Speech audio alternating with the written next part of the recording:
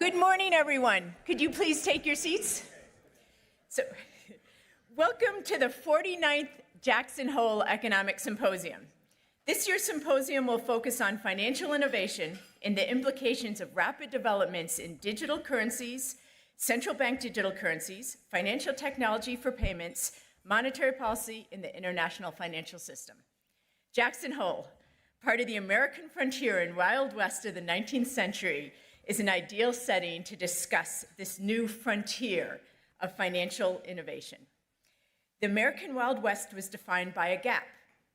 The frontier expanded faster and less predictably than governance could follow. Settlers staked claims, prospectors chased gold, and enterprising figures built fortunes in territory the law had not yet reached. Some struck it rich, many were ruined, and for a number of years, the frontier operated largely based on self-enforcement within local jurisdictions. Recent financial innovation shows many of the same features, including the diversity of practices across countries. Stablecoins, decentralized finance, AI-driven trading, and the rapid growth of private credit represent a genuine frontier, territory expanding faster than the regulatory apparatus. In some areas, we're beginning to see the first railroads and telegraphs, the Genius Act stablecoin framework, the BIS work on Project Agora, and the ECB's rollout of the digital euro. But the gaps in our understanding about the implications and what comes next are even larger than the blank spaces in the early settlers' maps. So we have much to discuss over the next 2 days. What are the implications of these frontier innovations? How should policy navigate the tension between innovation and oversight, between opportunity and risk? What are the trade-offs from the different approaches being adopted by different countries? The stakes are huge. As the early settlers learned, some frontier experiments ended badly, while others built the prosperity we see in places like Jackson Hole today. So to get us started, I am delighted to welcome Kevin Warsh, Chair of the U.S. Federal Reserve Board, to provide opening remarks. I've known Kevin for about 25 years when we initially worked together in the White House. Kevin, even during those meetings, many years ago, you were willing to push frontier thinking. And we look forward to hearing your thoughts on the latest developments in financial innovation and central banking. Kevin, come on up to the stage.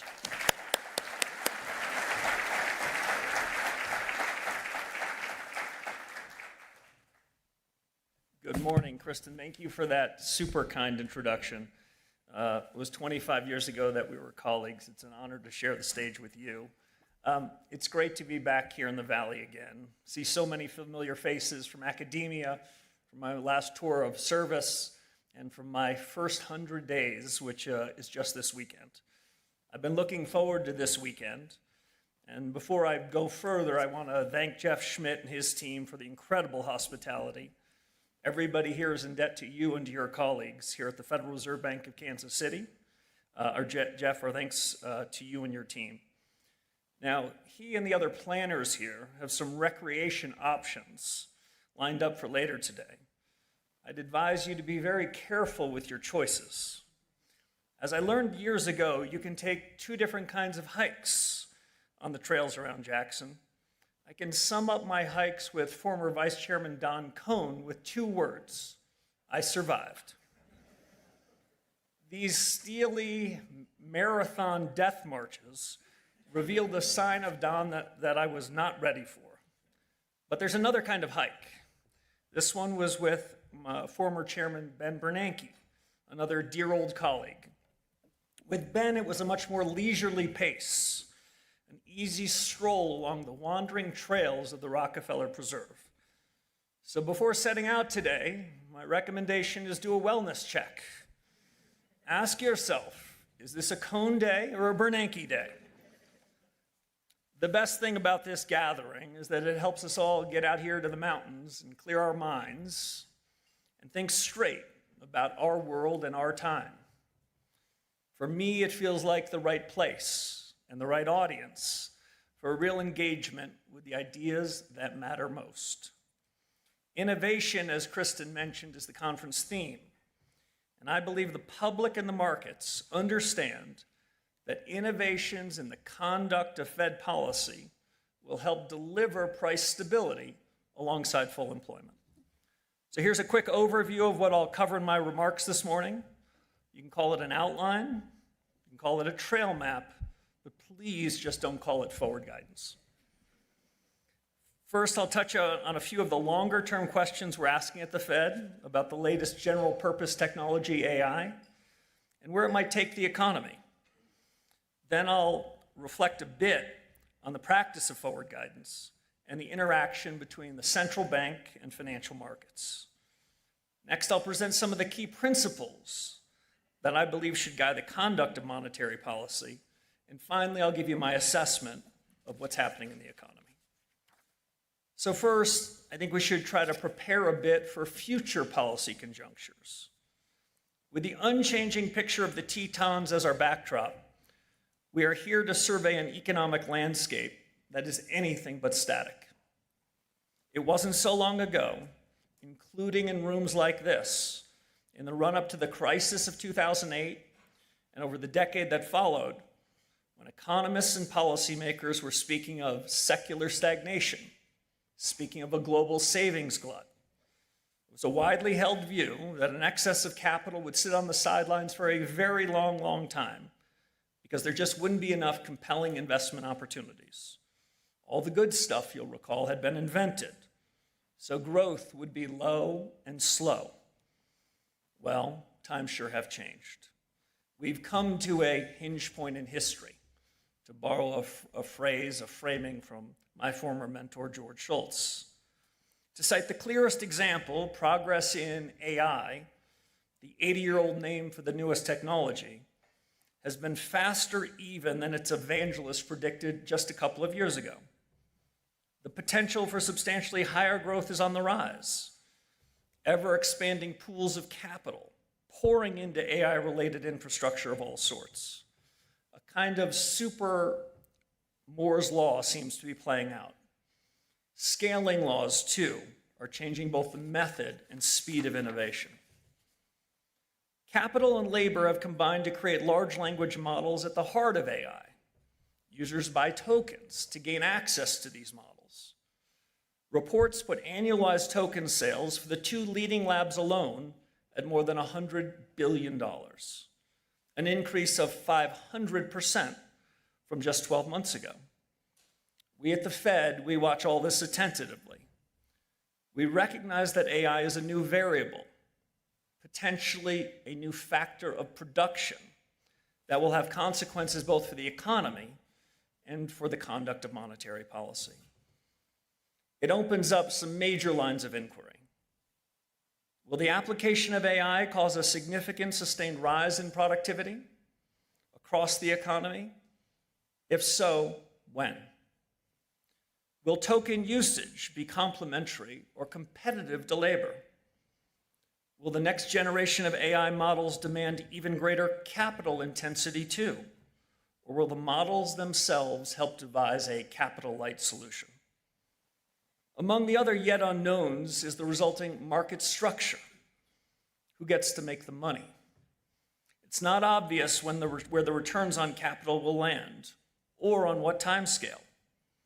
Early on, how much of the surplus goes to owners of scarce assets, the AI labs or chip makers or energy producers or cloud providers? Over time, how much of that value accrues to businesses and consumers? And importantly, what are the implications for workers and for the employment side of the Fed's mandate? Likewise, we don't yet know the equilibrium price of the tokens that give access to these models. Might there be a heterogeneity of tokens, such that growing sums will be paid for the access to the best models, those at the frontier? Will token prices for older models fall to the level of their marginal cost? Well, we'll be thinking through these matters with the help of a task force on productivity and jobs. My early check-ins with the leaders of that task force and the rest have been very encouraging. To be clear, though, their recommendations will come later and have no bearing on decisions we make in the current policy conjuncture. But I believe that for future policy challenges, this intellectual investment today will leave us much better prepared for tomorrow. Next, let me say a word about forward guidance and its substitutes. As our task forces go about their work, as you might know, I'm not waiting to introduce innovations at the Fed to help make us fit for purpose. To highlight one example, I've set out to change the form and function of the Fed chairman's so-called forward guidance. You might know about my longtime discomfort with early pronouncements of future policy decisions. I much prefer another path, and now we'll make the case for it. Transparency in communications about future policy decisions is not an end unto itself. Communications must be in service to the Fed's paramount responsibility. And what is that? That's getting policy right. Forward guidance as a regular practice was adopted by my colleagues and me during the global financial crisis. It was essential at the time, and we introduced it with much fanfare. But as with other legacies of crises past, I believe the practice has outstayed its welcome. In normal times, the role of forward guidance should be limited and circumscribed. Otherwise, it risks creating ambiguity in the name of clarity. Oversharing policy deliberations and overcommitting to future decisions can lead markets, businesses, and households astray. And I believe when policymakers make quasi-commitments on interest rates throughout the cycle, we inhibit our own freedom to make the right calls when it's time to decide. To get policy right, we also need to get the relationship right between the central bank and financial markets. The Fed needs clear market signals, as unfiltered as possible, from market internals, from the level and change in asset prices across sectors, the prices and trading volumes of Treasury securities, the foreign exchange value of the dollar, the cost and availability of credit, a broad set of commodity prices. These and other indicators should inform the Fed's near-term outlook on economic activity and inflation throughout the business cycle. They should also reveal the state of broader financial conditions and the risks and uncertainties of the financial cycle. At the same time, market participants themselves should be tracking real information about the real economy. They should draw their own conclusions, form their own expectations on things like output and employment and inflation, and they too should stay sharply attuned to risks. In my view, the Fed should be humble and never naive. The Fed plays an essential role in the economy and markets. Our tools are powerful. We determine the path of short-term interest rates, and market participants will always try to anticipate what we will do next. But we should not indulge a regime in which market participants are looking primarily to the Fed for their next trade. The economic literature has long described the distorting effects, what it called the Hall of Mirrors problem. If markets rely materially on the Fed's guidance and the Fed relies on market prices, we're more likely to be blinded to new developments, more likely to be caught unprepared, and more likely to commit errors in policymaking. Now, perversely, market participants are unlikely to bear the biggest costs of the Hall of Mirrors problem. The most serious harm is likely to befall those without any financial assets. If the Fed gets inflation wrong and judges the economy wrong, who gets the worst of it? Not the financial high flyers. Hardworking Americans are the ones left to deal with inflation that's too high or jobs that suddenly appear less secure. So, if forward guidance is ill-suited to normal times, how about the new Fed chief commits at a meeting just like this to some explicit reaction function? Surely he could tell us his interest rate path. if, say, the data were to come in hot or cold? Well, I wish our understanding of the economy were so precise as to provide a mechanical, tried and true answer, that some simple function, like a Taylor rule, could be rigorously relied upon. But our knowledge just does not extend that far, at least not yet. And other factors most relevant to the proper conduct of monetary policy, they change over time. Providing forecasts to illustrate the Fed's reaction function works better in theory than in practice, better in the lab than in the field. I am not alone in noticing that forward guidance in 2021, to cite just one example, might well have slowed the policy response to high inflation. In my term as chairman, my colleagues and I will endeavor to construct more reliable models, more robust rules, and we'll do this knowing that accuracy in forecasting is still just an aspiration. With so much changing so fast in our geopolitics, global supply chains, technology, it's wise to be modest about what we can and cannot know as we sit here today. In the same spirit, we should receive the full range of ideas on matters that may inform the Fed's monetary policy discussions. If the aim is optimal decision-making, and it should be, we should not crowd out views on the economy. How then to chart a better path to policy? In the balance of my remarks, I will share with you some key principles that guide my thinking on the appropriate conduct of monetary policy. And then I'll offer my promised assessment of the economy. So let's turn first to principles. First, I've noticed in this line of work, yesterday's news has a way of getting mistaken for what's happening right now. The challenge is to know the difference. In other words, we must interrogate reality, make sure we're not setting forward-looking policy based on stale or inaccurate data. Nor should we rely on isolated data points. Trends matter most. The Fed's a decision-making agency. We make choices amid uncertainty, and the data upon which we draw must be relevant, contemporaneous, accurate, and as actionable as possible. Second principle. The Fed's actions are intended to ensure that the aggregate demand side of the economy is broadly consistent with aggregate supply.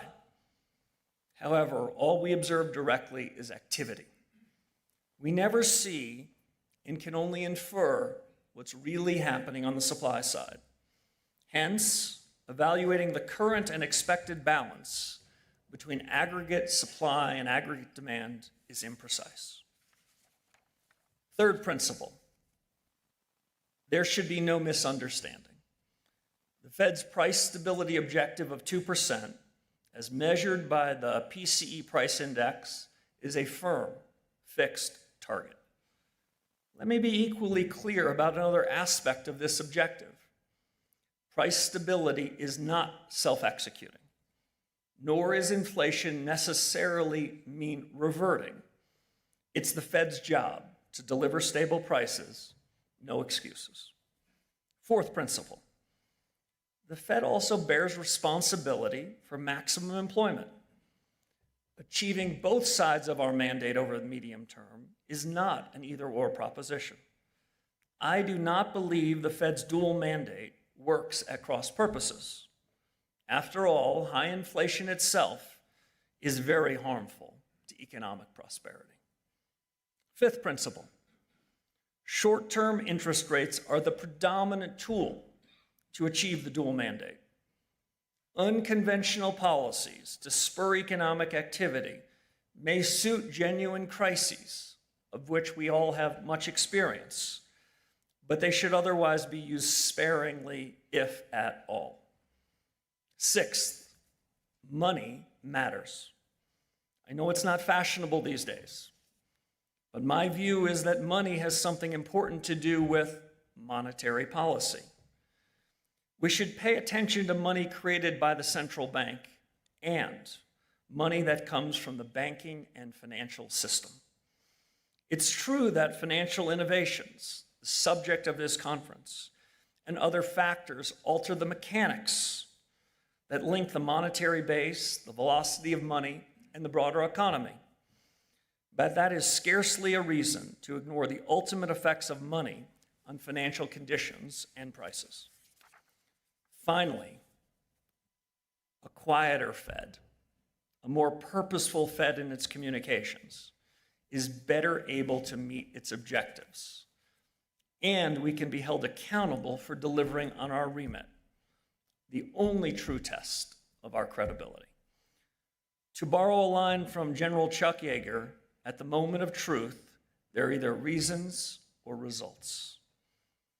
So having heard a little bit about AI and general purpose technologies, having heard a little bit about the next policy conjuncture, a little bit on principles, let's turn to the economy today. Given those principles, how do I read the economy? What's really going on outside the window? It's a little ironic, there are no windows in this room, but there are big ones at the Federal Reserve. And we've been using those in my first 100 days, and I expect we're going to continue to use those in the period right ahead of us. Now, you may have read in the July minutes the unanimous view of the FOMC. Labor markets were stable, output solid, but inflation remained too high.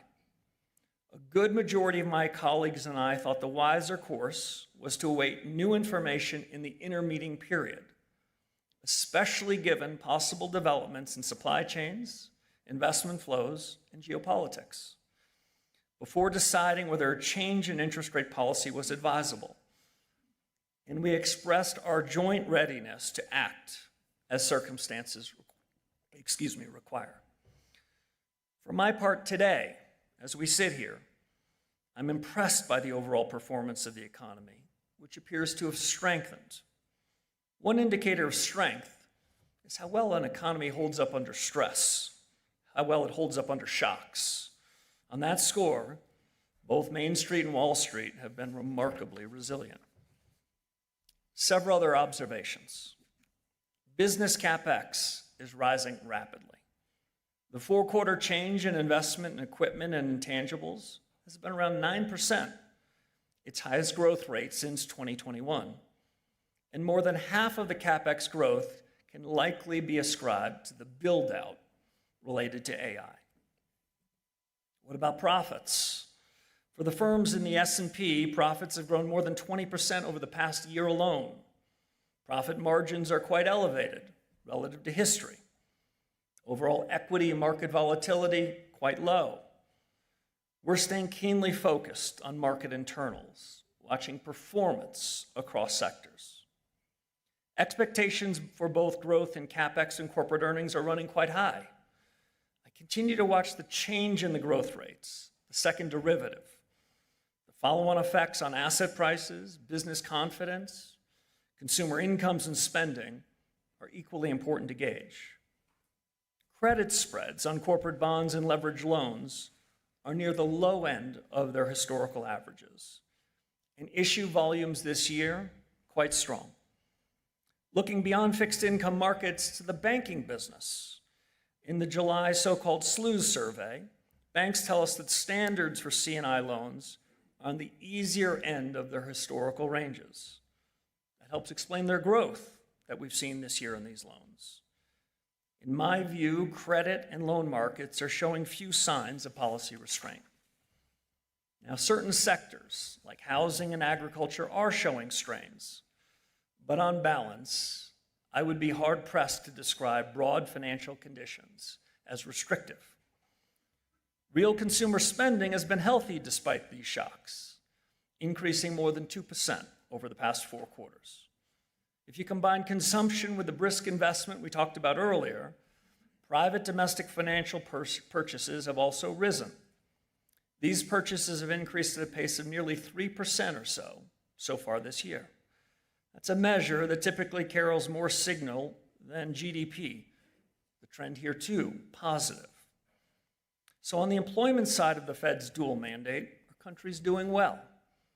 Labor markets are quite stable. The jobless rate at 4.1% remains low by historical standards and hasn't changed much in a couple of years. Unemployment claims on a 4-week moving average, an empirically robust real-time indicator, are near their lowest level in decades. In my view, the relatively low turnover in today's labor market is partly a result of the significant rematching between employers and employees that happened in the post-pandemic environment. But when labor supply is barely growing, monthly job gains are naturally going to run low. There are always areas of concerns in the labor market. For example, among recent graduates. In general, though, people who want to work, by and large, are holding or finding jobs. They may well be concerned about future labor disruptions, but as of now, I believe the labor markets are broadly consistent with full employment. But on the price stability side of our mandate, the numbers are more concerning. The Fed's preferred measure of inflation, the one I talked about earlier, the 12-month change in the PC price index stands at 3.7%, with the 6-month change a little above 4%. The comparable measures from the CPI index are also elevated, as are core measures both of PCE and CPI inflation. And none of these measures are perfect, but they all tell a similar story. Inflation is running above our 2% target. So the Fed's predominant focus right now should be on prices. So what's our job? The job for policymakers is to capture underlying trend inflation. Easier said than done. We want to gauge whether underlying inflation is rising, falling, or seems to be stuck in place. We also want to understand not just the direction of travel, but the speed. Each of these broad inflation measures have fallen significantly from their highs of a few years ago, but progress over the last couple of years has been more modest.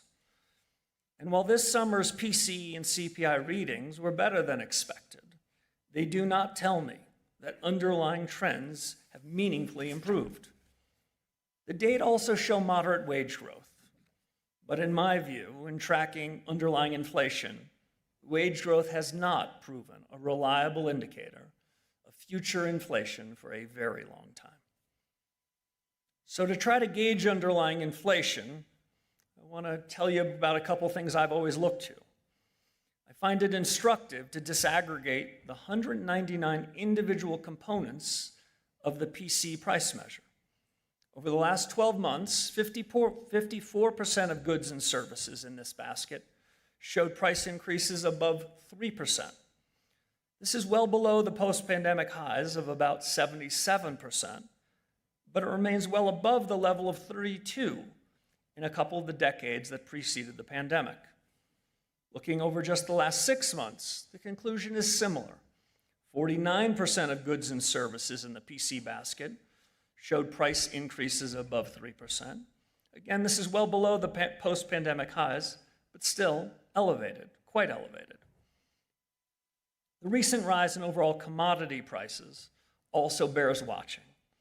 What we need to judge is whether the trends we see indicate upside inflation risks. Now, it matters, too, whether the inflation readings of the past 5 years have seeped into expectations. The good news is that measures of inflation expectations in the medium term, by and large, look stable. And inflation compensation measures from the swaps market send a strong and similar message. Especially in light of recent developments, it's a credit to the Fed as an institution, consistent with the best of the Fed's traditions, that market prices show confidence that we will deliver price stability. And I can assure you, they're right. The thing about market measures of inflation expectations in economic history, I know some economic historians in the audience, is they all tend to look really strong and durable until they don't.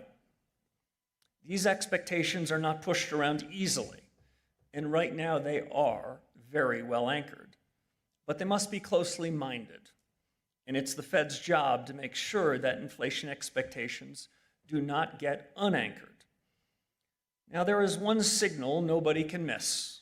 The responsibility for 65 months of sustained elevated inflation sits squarely with the central bank, and that's where it belongs. So here is my standard. We must be confident that underlying inflation is moving to our objective, clearly and at sufficient speed. Otherwise, we have work to do. That's our job, that's our mandate, and that's our charge to keep. So I've covered quite a bit of ground in the last 25 minutes or so. Let me see if I can conclude this way. I stand here today committed to a discipline, not a decision. My Fed colleagues and I are hardly the first to hold these positions in a time of great consequence. We are determined to redeem the time by doing our very best work. For those of you that know us, you'll know the following is true. We take our responsibility seriously, with humility and with resolve. We know so much depends on the choices we make. Sound monetary policy helps households and businesses to prosper. When carried out effectively, it broadens and deepens the momentum of our economy and helps to secure America's leadership in the world. And I know that our country needs us to think carefully and act wisely, perhaps now more than ever. It's a tremendous honor to serve once again at the Federal Reserve. I'm truly grateful for the encouragement, good counsel, and the warm reception I've received in my first 100 days from my colleagues. I'm also honored and grateful for the views that I've gotten, solicited and unsolicited, from so many of you in this room. For that, and for your kind attention this morning, I say thank you. Let's get on with the rest of the program.